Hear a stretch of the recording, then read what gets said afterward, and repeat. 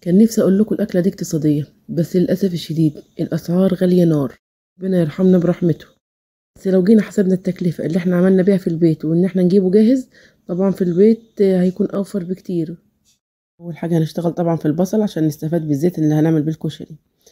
قطعت كده البصل طرنشات رفيعه زي ما انتم شايفين كده، بقطعت الشيبسي او بسكينه حاميه. بعد كده نزلت بيه في الزيت واسيبه خالص بدون تقليب لمده دقيقتين 3 كده.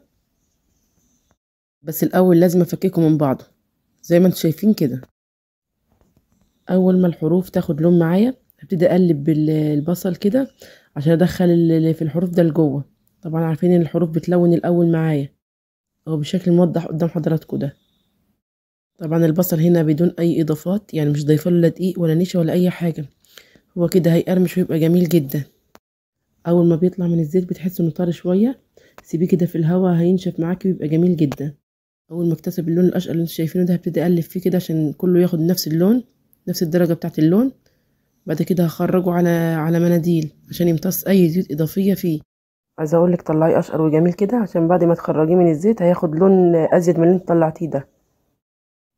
هنا هخلص باقي الكميه معايا. شايفين كمان درجه اللون بتاعته جميله ازاي؟ بسم الله ما شاء الله، ولا القرمشه. بس كده هنركن البصل على جنب ونبتدي نعمل في الرز. اول حاجه هاخد زيت البصل، لازم طبعا نشتغل بزيت البصل لانه اساسي في الكشري. جبت هنا معايا بصله مقطعه صغير بالشكل ده، ابتدي اقلب فيها تقلبتين 3، مش عايزاها تاخد لون ولا حاجه. بعد كده هنزل بكيس من الشعريه احمره معاها. طبعا البصله بتدي طعم، جربوها ان شاء الله باذن الله تعجبكم.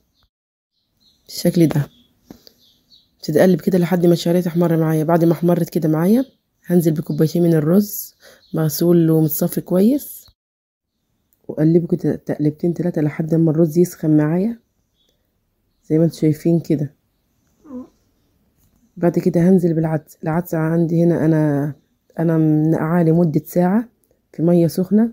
بعد كده صفيته وغسلته وهنزل بيه على الرز بالشكل ده وبالشكل اللي انتوا شايفينه ده. اقلبه كده تقلبتين كمان 3 كمان. انا هنا بشتغل في الرز بتاع الكشري، حاطه الميه بتاعه المكرونه عشان تسلق فيها، وحاطه كمان الصلصه عشان تتسبك. بس انا هنا نظمت لكم كل حاجه لوحدها علشان ما تتوهوش مني. نرجع بقى للرز بتاعنا. هنحط هنا عليه ملح وكمون فقط لا غير. لو بتحبي المرقه ممكن تضيفي مكعب مرقه، بس هو كده والله مش محتاج. وقلب كده تقلبتين 3. طبعا لازم نحط التاتش بتاعنا. هنجيب حبه بصل من اللي احنا حمرناهم كده نفركهم فوقيه ونقلب كده تقلبتين 3. يا سلام على الروايح بقى في الوقت ده. بعد كده هننزل بميه كده سخنه مغليه، تزويدة الرز زي تزويدة الرز العاديه، واسيبه كده لحد ما يغلي كده ويتشرب. بعد كده هدي النار عليه تماما. اهو كده بعد ما اتشرب هنا هدي عليه كده النار واسيبه شويه لحد ما يستوي معايا.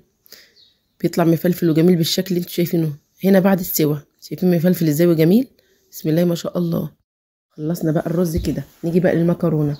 المكرونه عندي ميه بتغلي، ميه بملح، وحطيت فيها معلقه زيت من زيت البصله. نزلت بالمكرونه بكيس مكرونه مقصوصه بالشكل اللي انتوا شايفين. حطيت المكرونه المقصوصه قبل الاسباجيتي عشان هي المقصوصه دي ناشفه شويه، يعني بتاخد سوا اكتر من الاسباجيتي.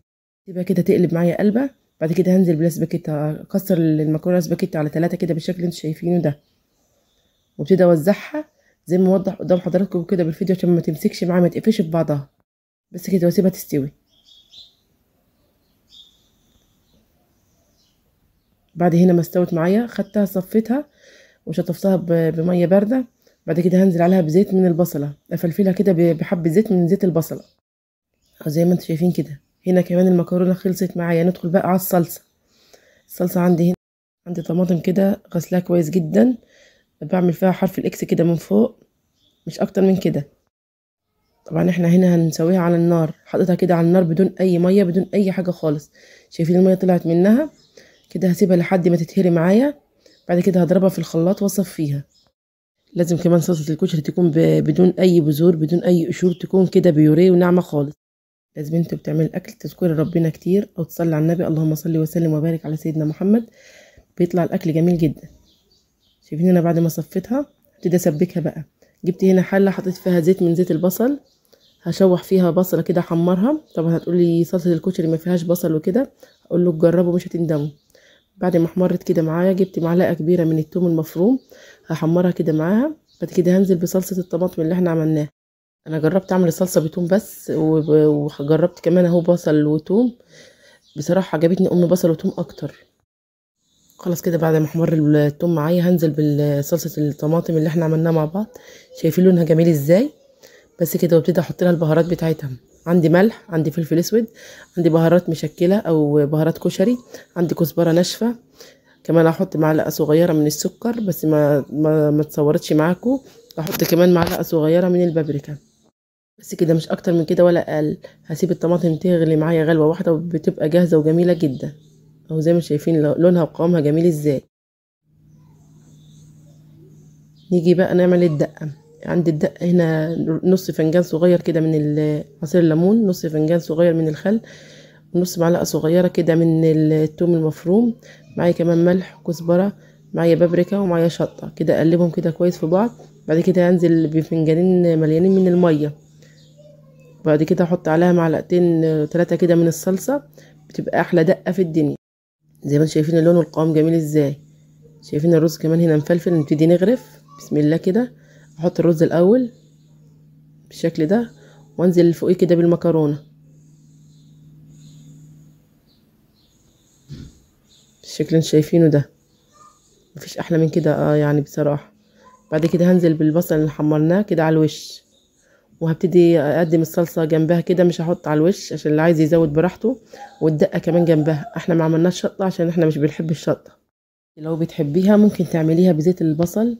تحط زيت كده يسخن على النار وتحط فيه الشطه، الكميه طبعا اللي بتحبيها. بعد كده تنزليها من على النار، تحط عليها كبشتين كده صلصه او كبشه صلصه، على حسب على حسب ذوقك. اتمنى الوصفه تعجبكم، والسلام عليكم ورحمه الله وبركاته.